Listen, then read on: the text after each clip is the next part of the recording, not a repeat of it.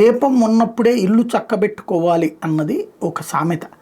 జనసేన ఇప్పటికైనా ఆలోచించుకోవాలి. అధికారంలో ఉన్నప్పుడు కనుక సంస్థాగత నిర్మాణం చేసుకోకపోతే ఎలా? ఎమ్మెల్సీ ఎలక్షన్ దానికి సజీవ సాక్ష్యం. తెలుగుదేశం పార్టీ సంస్థాగత నిర్మాణమే. వైఎస్ఆర్ కాంగ్రెస్ పార్టీ అధికారంలో ఉన్న రోజును కూడా 2 ఎమ్మెల్సీ స్థానాలు గెలుచుకోవడానికి కారణమైంది.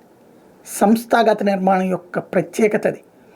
అదే సందర్భంలో క్రైసిస్ వచ్చిన వెంటనే కార్యకర్తలందరినీ యాక్టివ్ చేయడానికి ఉపయోగపడింది తెలుగుదేశం పార్టీ గతంలో సంస్థాగత నిర్మాణం. ఇవాళ సంస్థాగత నిర్మాణం బూత్ స్థాయి దగ్గర నుంచి పై స్థాయి దాకా పర్ఫెక్ట్గా ఉంది. వైఎస్ఆర్ కాంగ్రెస్ పార్టీ మైనస్ ఎక్కడయ్యా అంటే జనం పెద్ద ఎత్తునే వచ్చినా దాన్ని సంస్థాగత నిర్మాణం కింద మలుచుకోలేకపోయింది. ప్రతిపక్షంలో ఉన్నప్పుడు ఆ రోజున చేయలేకపోయింది, అధికారంలో ఉన్నప్పుడు చేయలేకపోయింది. ఇవాళ రోజున చేద్దామన్న భయం పడేటటువంటి పరిస్థితి.